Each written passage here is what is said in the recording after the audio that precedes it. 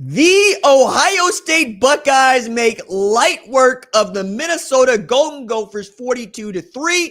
Outstanding performance for Julian Sayin. Outstanding performance for Carnell Tate. And oh yeah, they've got Jeremiah Smith and you don't, but we're still going to talk about the defense. We're going to talk about Florida State and Miami as soon as that one finishes up, but Miami seems to have that one well in hand. And we're going to take a little bit of an early look at OU Texas and talk about what's lying in wait for us in week 7. What's up, kinfolk? It's RJ Young. I am not on a step mill. If this is your first time watching Adapt and Respond, thank you for joining us here. We talk college football year round. If you're into that, go ahead and hit that subscribe button, like this video, and answer the question in the comments below. Did you expect Ohio State to beat Minnesota by 39 points and continue this really impressive streak of not allowing a single touchdown in the red zone through the first 5 games of the season? I was very impressed. They're 5-0. They're clearly the number 1 team in the country, and they are my pick to win the national championship this year, especially given what we've seen, not just this Saturday, but in the previous 6 weeks combined, man. But let's talk a little bit about what happened with Ohio State and Minnesota. Minnesota got off to a pretty decent start. We thought, okay, cool, they've come to play. They felt a little bit intimidated when they picked up that false start penalty because, you know, the Ohio State fan made themselves very loud and they love a night game. I'm like, okay, Drake Lindsey from around the way, he went to Fayetteville. He was a winner down there. Maybe he got something. Maybe he got something cooking for them. No, sir. No, sir. No, sir. That's not how that went. As a matter of fact, I think it could have gone worse for him, but it didn't. 15-26 for 94 yards. You're like, RJ, that sounds pretty bad for him. He didn't throw no interceptions. You know what I'm saying? Like, that's it. Matter of fact, PJ Fleck came into this one early in the week, and he was going, you know, Washington scored 6 points on them, and when Ohio State has given up 5.5 a game, you exceeded the average. That's pretty good. Minnesota couldn't get to the average. They couldn't get to 5.5 points. They were held to just 3, and those 3 came in the first quarter, and then the Ohio State defense said, you will get nothing else at all. And while we're at it, we're going to let the offense go do its thing. And that was when Jeremiah Smith started to eke it open, but all the time we're looking at Carnell Tate going, oh, that's wide receiver 1 of the 2026 NFL draft right over there. Good reason as to why, man. I mean, you look at the stats for him, and they're gargantuan. 9 catches for 183 yards at a TD. Jeremiah Smith had 7 catches for 67 yards and 2 TDs. And then on top of all of that, you got Julian Sayin continue to be surgical with the football, man. 23-27 for 326, 3 TDs.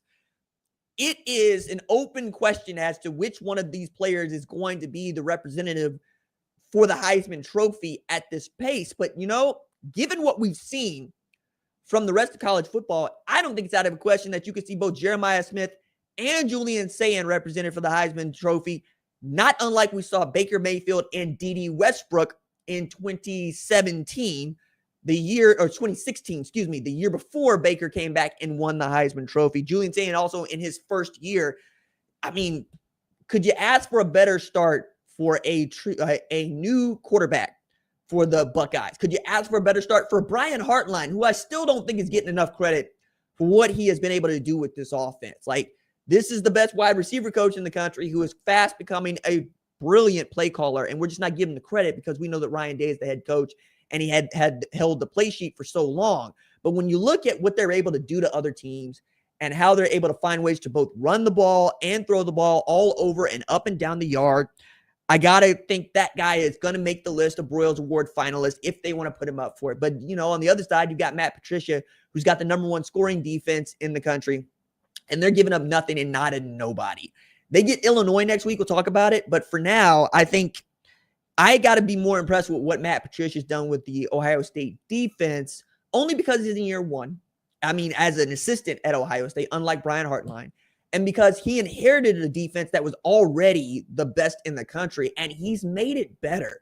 Like, I don't know if y'all know this or not, because maybe you're living underneath that particular rock, in which case I'm glad that you found some shade, because Penn State couldn't find none. Spotlight's on them tonight as they gave up 42 to 0-4 UCLA and became the first top 10 team since 1985 to lose to an 0-4 team. That's UTEP beating number 7 BYU in 85. It's also the first UCLA win against a top 10 opponent as an unranked opponent since they beat Texas in 2010, which precipitated the beginning of the end of the Mac Brown era. They lost that game at Texas. They also got run on again. And this I bring up because Jim Knowles was the defensive coordinator at Ohio State. And that defense is renowned. It was amazing. It was great. It had Jack Sawyer on it. It had JT Tuimoloau on it. You were getting that first crazy year of Caleb Downs doing whatever he wanted. Cody Simon was absolutely wrecking things in the middle. And I didn't think it could get better. And many people, many of them Buckeye fans, thought it would get worse with the hire of Matt Patricia. Like, what is Ryan Day doing? Go get somebody that knows how to coach college defense. Don't go get this guy that's got 3 Super Bowls and work for a guy that can't seem to beat Dabo Swinney, let alone Scott Frost in a football game. But it made sense to Ryan Day. He went and made the hire, and it is working out for them. Meanwhile, Penn State hired Jim Knowles away to beat Oregon, lost to Oregon. And then they lost a second time to Oregon with this loss to UCLA, if we're being honest about it. But more than that, when you think about Jim Knowles, and you think about the way that he got run on by UCLA and Nico Iamaleava, who couldn't throw the ball for any amount of yardage, you have to believe that the Buckeyes were already doing so much more with him. And the 3-year curve that it took for the Buckeyes to get to be a national championship caliber team, Penn State ain't got that kind of time. They hired the man expecting him to do it right away, to beat Oregon in the regular season and to give them a chance to beat Ohio State for the first time since 2016. They could not feel further from that task, as Ohio State seems to be lapping the field when it comes to a balanced offense and a balanced defense. I would put them up against anybody else in college football right now for the form that they're in. And Mick Marotti also needs to get his flowers here.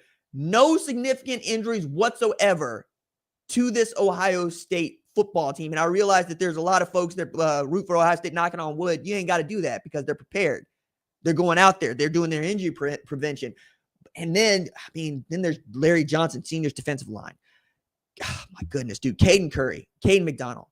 Junior and senior, by the way. So guys they developed along the way that called themselves nobody from nowhere. Nah, dog.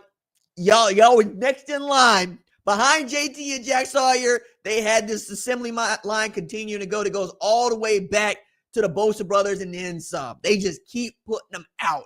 I remember I was stumping on jumping up and down going, Chase Young for Heisman, Chase Young for Heisman. They got another one of those. Arvell Reese, seeking whom he may destroy. Sonny Styles, being the guy with the green dot in the middle, making plays. And then again, Caleb Downs, who's the best defensive player in college football. Matt Patricia was given these really cool toys to go play with, and they're seeking whom they may destroy, and they're making it happen. So much fun watching that Ohio State offense, that Ohio State defense do what it knows how to do. Now, they're going to get a challenge next week that we'll talk about in Illinois, but Indiana put 6-3 up on Illinois. All right? They allowed just 10. If Indiana can do that, and you've seen what Indiana did, or should I say did not do, against Ohio State when they played last year, what do you think Ohio State's going to do when they got to travel to Champaign next year? I'm telling y'all, it could be furniture moving in that game next week. We come back. I want to talk a little bit about this game that is ending. And it looks every bit like Miami and Florida State is going to end with Miami winning this game by at least one score. It's about 2 minutes left to play. They're up 28-19 on the road here.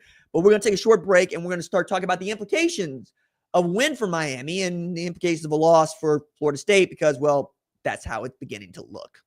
Keep it locked. Be back.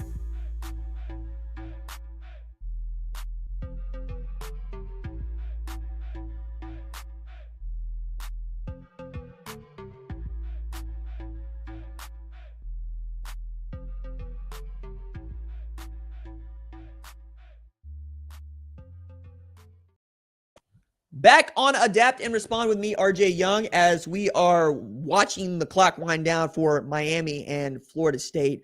Florida State is down 28-19 to a Miami team that seems to be getting anything that it wants in the passing game. Malachi Toney turned out to be a beast up there, but I thought that this game was going to be a real test for Florida State and who the hell we think they're going to be. And that's still true, given they got the loss to a Virginia team that was able to beat Louisville in overtime. That was an undefeated Louisville. And they beat an Alabama team that turns out to be pretty damn good. They've got a win against Georgia, the first team to beat Georgia at Sanford in 33 attempts, going back to October 12th, 2019, when Will Muschamp's and South Carolina jacked them for the hedges. And Ty Simpson gets to go in there and say, I'm 1-0 against Kirby Smart in Georgia, the defending SEC champs. And Kalen DeBoer gets to say, I'm 2-0 against Georgia, the defending SEC champs. For Alabama, it's about how do you finish the second half. We saw them get off to a fantastic start last year, and they just could not finish.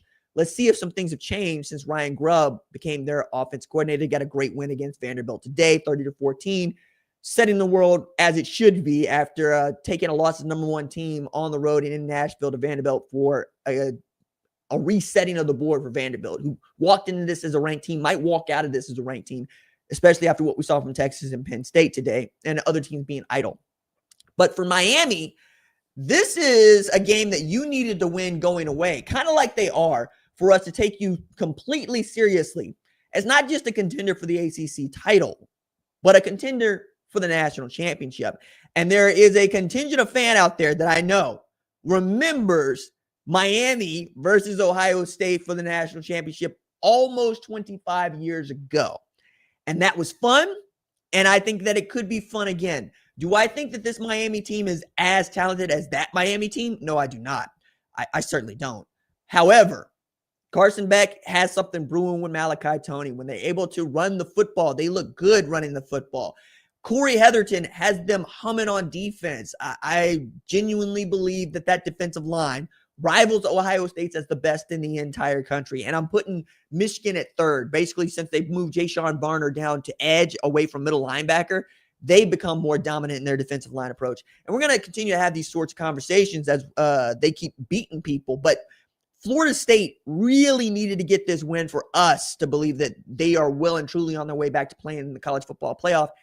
And as it stands right now, it just doesn't seem like that's going to happen. If they can come back, we'll talk about it. But for now, I think for Mike Norvell, for Gus Malzahn, for Tony White, you've seen how close you are to being great. You were able to beat Alabama in the same stadium. If you could do it against Miami, can't nobody tell you nothing. Even though you went up to Virginia and took a loss in double overtime, right? You could say that Doak Campbell is a place where other teams come to die. That felt like it was at stake here in one of the most heated rivalries in college football that just ain't as heated anymore.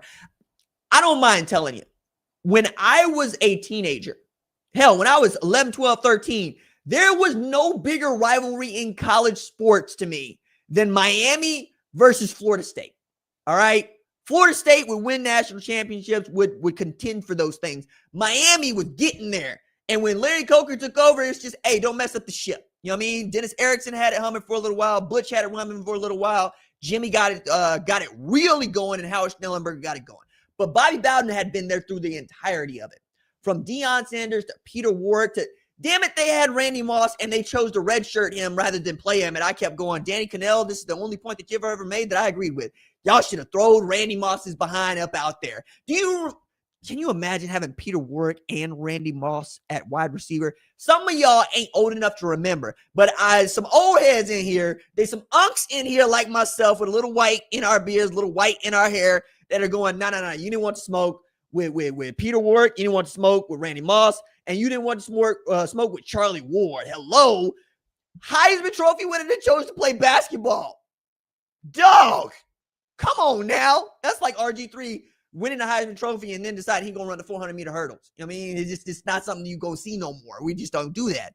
But that's the kind of legacy that you had at Florida State. That's the kind of legacy that you had at Miami. Hell, Florida State played against Oklahoma for the 2000 national champion with an old as hell quarterback, Chris Winkie. And at the time, didn't nobody think no 20-plus-year-old quarterback was ever going to play in college football. Then we got Brandon Weeden. And then we've got, name, image, and likeness as is happened today. And we've got guys that have played 6 years of college football like Dylan Gabriel who get to jack all the records because they get the 2 extra years to play. But as I'm looking more and more at this Miami team, I'm coming to appreciate what they are very good at and what they have not been very good at in the years past. They are able to sit on a lead. They can take a lead and they can sit on it. Mario Cristobal has not run into any clock management issues of yet, but they haven't really been in any tight games like that where they needed to do it. They've also been really great running the football. Like, even as I'm doing the live analysis right now, I'm looking at Malachi Tony for the 7 for 107, but the guy that's stirring the drink that's really allowing for the brothers' routes to get run is CJ Daniels, who sets the tone in that Miami wide receiver room, according to Mario Cristobal, who's an offensive line coach at heart and who ain't giving out no easy, he hustles. He really loves that guy. He really thinks that guy can make them a better football team and sets a standard for guys like Malachi Tony to show up, whose nickname, I kid you not, is Baby Jesus. Why is he nicknamed Baby Jesus? Because the boy just turned 18 years old and he was stomping out people in South Miami. It takes a special kind of human being, especially a short dude like myself, be stomping out other people in Florida. You know what I'm saying? Jeremiah Smith come out of there. Lamar Jackson come out of there. It's North Florida, but you get my point here. Derrick Henry come out of there. Dion come out of there. You can keep going down the line. Patrick Surtain come out of there. The dudes that be coming out of the state of Florida, let alone South Florida, be something different. So when they tell me that they got a dude, I choose to believe them. And they got a dude in Malachi Tony. What I thought was really interesting is that they're able to get this sort of a lead and perhaps get this win without being able to run the ball well. Like, I thought Mark Fletcher would have had a whole hell of a lot to do with them being able to win this football game. But right now, it's 11 rushes for 36 yards. And as I've been watching the game, it's been more about how they've been able to limit Florida State from doing any things they want to do. Like, Gus Malzahn runs an offense that allows for the quarterback to do a lot, but they want to get east and west. They like to run their gadget. They like to run their misdirection so they can get you out in space, and they just haven't been able to do that with Tommy Castellanos at quarterback so far. And I think that they ought to be commended, they being the Miami defense, for doing that. I mean, you talk about 21 of 40 for 230, 2 TDs, but 2 picks. So you're putting the ball in the air, and you're able to snatch it out the air, but you're also holding them 15 rushes, 54 yards. I should also say that Tommy Castellanos has rushed for at least 54 yards in every game that they have played at Florida State now. So it's not something you get to count as extra money. It's what you got to count as part of the checking account at this point. So if Tommy Castellanos doesn't run for 54 yards, you're working at a deficit and you are overdrafted. And I'm sure that there's a lot of y'all that understand the meaning of overdrafted and shouldn't. Just like, hey, let's get our credit up. You know what I'm saying? My credit over 800. I'm putting that out there because I know that's the flex. And if she watching, yeah, house going to get paid off. House going to get paid off. Truck is paid off. Car is paid off. Motorcycles paid off. We don't do no overdrafting over here. We work within our means and we set a budget. You know what I'm saying? So if Tommy Castellanos ain't getting your 54 yards, you ain't playing within the budget. You know what I'm saying? You ain't going out there and going to work for us. All right. So it's, man, since I'm here, why the hell are we taking sick days because we got a headache? That ain't what you take your sick days for. You don't take no sick days for no headaches. We ain't take no mental health days around here. We take our black ass to work. You know why? You know why? Because we got bills that got to get paid. And the bills don't give a damn about your headache. Bills don't give a damn about your mental health. They care about getting paid. You get your mental health and your Tylenol together. Your ibuprofen together. I don't want to have no Tylenol conversation with y'all. Your ibuprofen out here, and you go to work. Let's go get this money so that there's always something in the checking account so we don't get overdrafted. That said, sometimes you're going to get hit over the head with something. You're going to get a high water bill. You're going to get a high electric bill. And that's what it feels like is happening in Florida State right now, because they have done what they needed to do with Tommy Castellanos. Got you 2 turnovers, also got you 54 yards, but you haven't been able to do much outside of that, man. And as much as I wanted Deuce Robinson to have his way with this Miami secondary, and I thought he might, given all 6'6" of his behind, and that they moved into wide receiver, which I absolutely love. That's such a Gus Malzahn thing to do. Do y'all remember DeQuil Williams would do this at Auburn for Gus? Many of y'all don't remember that DeQuil Williams looked like Duke Williams. Used to look like a defensive end out there playing wide receiver. Gus loves that kind of dude. Tight end at USC, no, you play wide receiver for Gus Malzahn, where the gadget offense is, hey, we are throwing it deep or we running the football. Either way, you're going to be butt naked open. You're going to get one-on-one coverage against some smaller defensive backs, and we're going to make it do what it do. I also think that when we're talking about Florida State and this Miami game, the idea that you could be about 50% on your third down conversions against Miami and still be down by 2 scores, kind of wild to me. That's kind of wild to me, because right now they're 7-16 and 3 or 4 on fourth down. It's just Miami's put a lid on the defense, and or you put the ball in the air and they're going to go get it. Meanwhile, you got you going for it on 4th and 8 with 1:12 left to go and give the ball back to Florida State, and this game is probably over. But also, Miami didn't play a clean football game. I mean, the game has got 1 minute, 12 seconds left to play in it. We're talking about 11 penalties for 84 yards for Miami. You should be able to win that football game at home if you are Florida State. You know, you were the more disciplined team. You were better on third down. You didn't win the turnover battle, and that probably does you in. You got 3 turnovers to their 0. But I would feel like you're in a spot where you could win this thing. I mean, Miami didn't have the ball that many times. And Florida State got something like 25 first downs in this game. And even now, I think we're going to talk about Florida State being a team that contends toward the end of the year about making the college football playoff, depending on how things shake out in the SEC. But this is going to be their second loss, right? And it's going to be their second loss, their first loss to a team that is ranked now. And I think the Alabama loss is going to look a lot better for them. But no, it's going to be their third loss because they lost to Virginia. Never mind. That's 3 losses for Florida State there against ranked competition. Maybe they will be there at the end because you could make the college football playoff as a 9-3 team with 3 losses to teams that end up in the top 10. So Virginia would have to do some work there, but they're 5-1, and they got a straight shot to the ACC title. Alabama has a shot to make the SEC title with their win against Georgia, their win against Vandy. They just got to keep their end up. And then we're talking about Miami that might be that team that goes undefeated in the ACC and wins a championship. You might look at that as a Florida State fan and go, okay, we can get to this. We can get in. And if we get in, we get a good draw, maybe we can make it go. And I got to tell you, after going 2-10 last year and bringing Tommy Castellanos in and bringing Tony White in and bringing Gus Malzahn in and really overhauling the football program, to be in a position to talk about making the college football playoff at Florida State after week 6, that's Mike Norvell earning his money. On the one hand, you can make the argument he should have never lost the money by going 2-10. You're right. I understand. I get it. But that's the past, and we live in the present, and we looking toward the future. Right now, nothing about this game has led me to the belief that Florida State can't play with anybody in college football. There were teams that they'll get beat by, like Miami, but they're not going to get run out the building. That I find to be encouraging if you are a Noles fan. And yeah, you wanted this one. It's on national television. It's at night. It's at home, and it's Miami. But if you got to lose to Miami being a top 25 opponent and then being the number 3 team in the country according to the AP, I don't see that changing for me when we get to the AP top 25.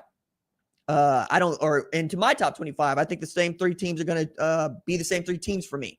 I also think that there's a lot of teams that are idle this week that are going to be looking at Penn State and Texas going, ooh, that could have been us. And a lot of teams that are at the back of that, like Georgia Tech, that going to move up because they're 5-0. BYU, who got a win Friday night against West Virginia, it's also 5-0.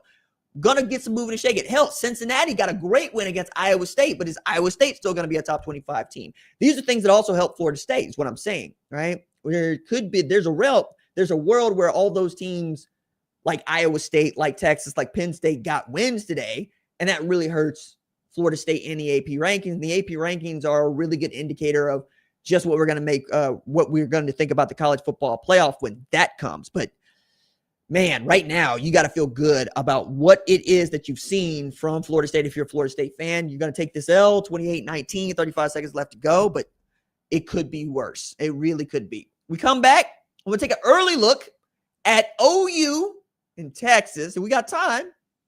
Maybe an early look at Ohio State and Illinois. 20 seconds. Keep it locked.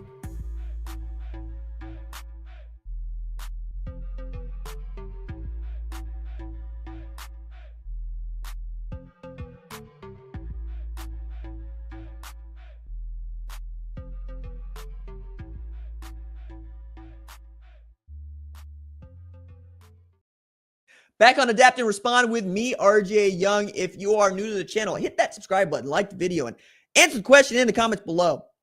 Who do you think will win OU Texas next Saturday?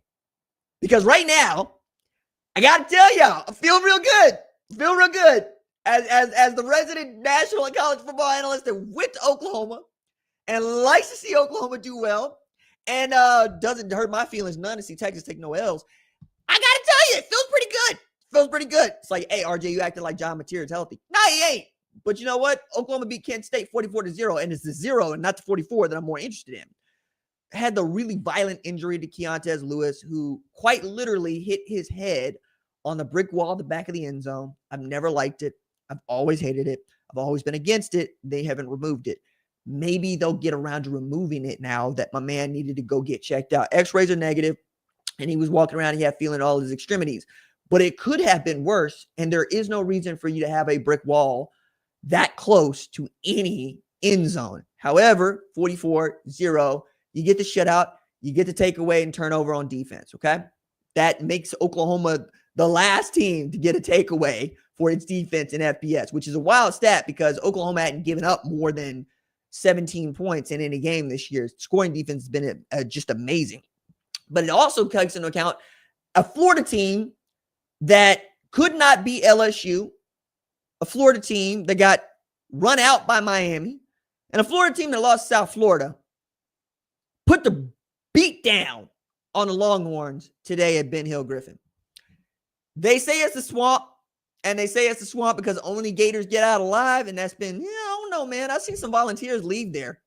I've seen some dudes with some muskets leave there. You know what I mean? Like, I seen some people come through there right quick. I seen South Florida show up there with some bulls, and they was fine. But apparently not no Longhorns, except for today. This is their first win against Texas. Florida's first win against Texas. They ain't played all that many times, but it's still cool to say DJ Lagway went 21 of 28 for 298 against the Texas Longhorns. Jaden Baugh, 27 rushes for 107 yards against the Texas Longhorns. And Dallas Wilson became the first wide receiver at Florida to debut with 100 receiving yards and 2 TDs. Mind you, that's not debut against Samford. That's not debut against Abilene Christian. That's not debut against Southern Illinois.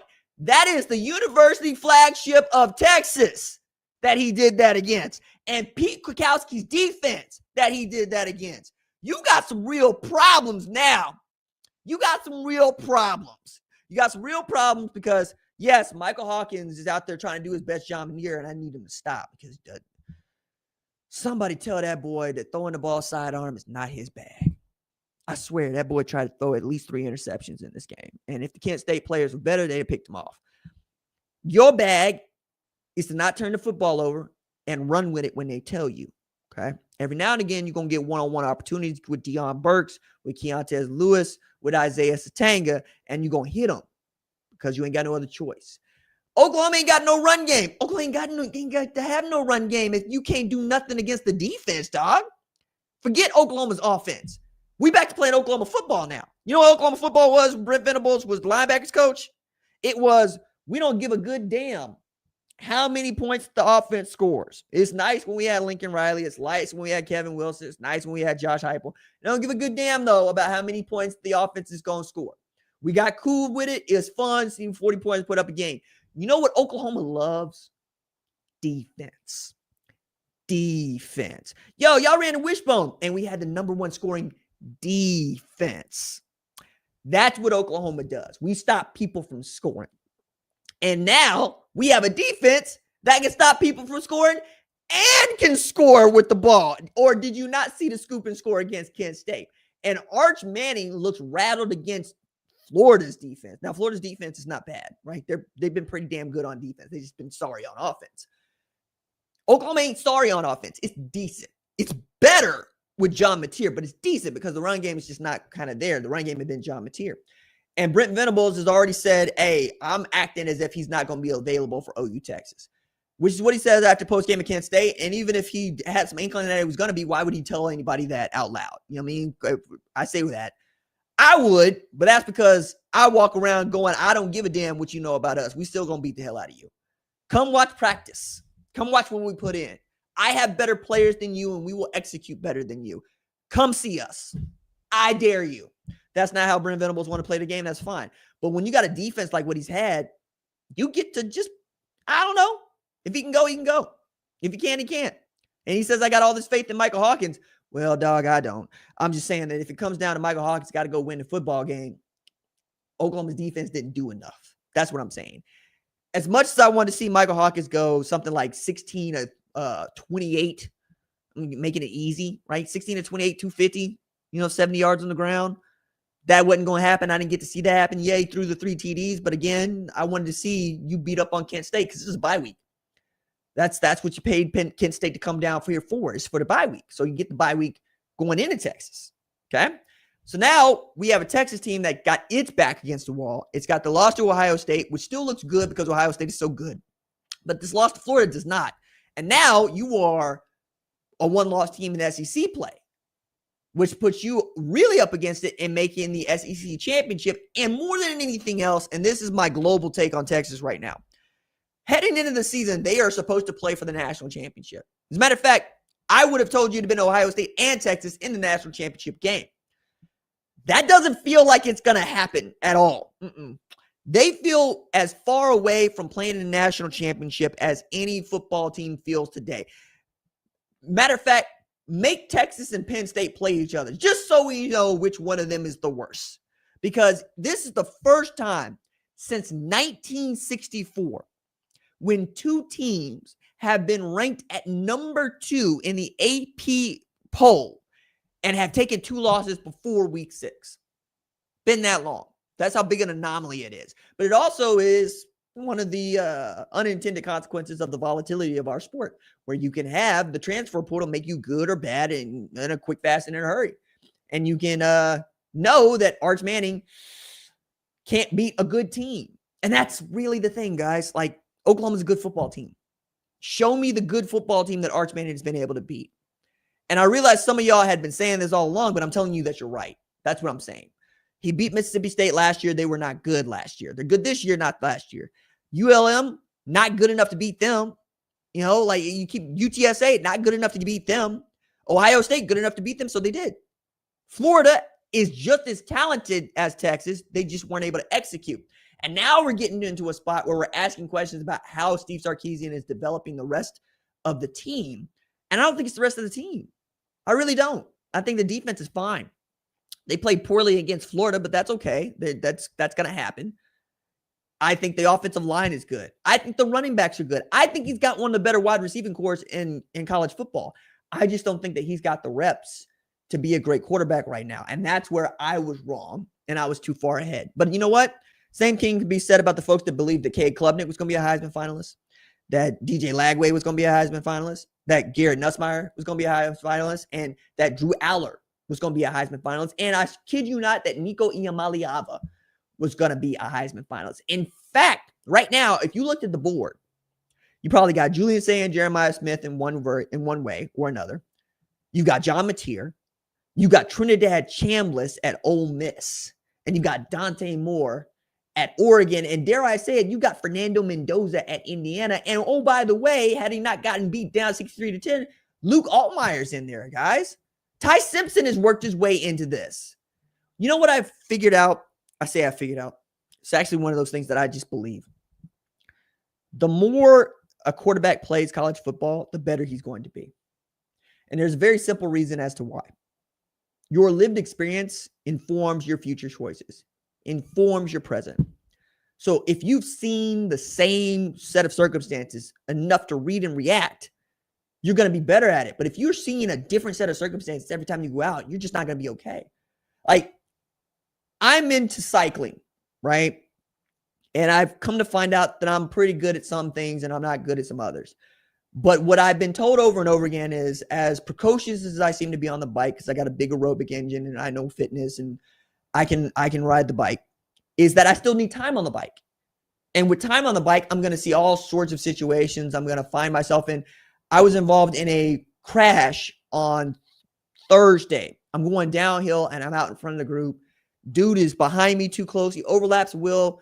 He clicks the wheel and he goes flying off the bike and gets injured. I had been in a situation that was similar. So rather than hit the brakes, I'm able to catch my bike and turn to one side. That's because I'd been in a situation earlier. If you're a quarterback and you know what cover 2 looks like, or you know what rotating down safety means, rip the friggin' seam, you're going to do that. And I just don't see that Arch Manning has had that much experience doing that. That's what I'm saying. And I think you can make that same claim about a lot of these players that we thought were going to be great. Now, Cade Klubnik, not so much. Garrett Nussmeier, not so much. You've been a starter for a full year or even 2. Drew Aller just ain't got the winning gene. I don't know that there's anything to do about that. Nico Iamaleava, not the passer that we thought he was going to be coming out of high school. Wasn't that guy at Tennessee last year? Wasn't that guy at UCLA this year? They beat Penn State because he could run the football. Trinidad Chambliss turns out to be a guy that played a lot of football and knows how to play. John Mateer played a lot of football. These things matter. That's what I'm telling you. And if you don't think that they matter, I got another thing coming for you, because nobody wants to be out there with a talented quarterback to figure it out, which is why Julian Sayin is such an anomaly. And we've come to believe that that's how guys should come out as first-time starters, because Trevor Lawrence was able to do it. And it feels like Gunnar Stockton's getting it done, but we're waiting and seeing. We'll see about Ty Simpson. But I think with Arch, he needs time. And I hate to say it, because he's really talented and we want to see it come together for him. And I don't like seeing the dude get his butt kicked, except when he plays Oklahoma. But again, it doesn't shock me that he played poorly in a loss against against Florida. And he didn't really play that poorly. Like, he completed like 57% of his passes, but he went for 260, and he went out injured, came back in. It's probably not a good thing, because he always threw the pick. And you don't know what you really have behind him, and that's going to put them in a wild place. But sooner or later, you're going to have Dia Bell there, and you might get to make some decisions. But if nothing else, and you're a Texas fan, send Quinn Ewers his flowers. You owe that man an apology. That's going to do it for this episode of Adapt and Respond. If you like the show, you like the live shows, tell me that in the comments below. It does take some putting on to get these done, and we do like to do them after big games on Saturday nights, and we do like to have our podcast. And let me know what you like about the show. And if you have not subscribed, do that. Help the show out. See if we can't get to 142,000 subscribers before OU Texas next week. All right, that's going to do it for me. Doses.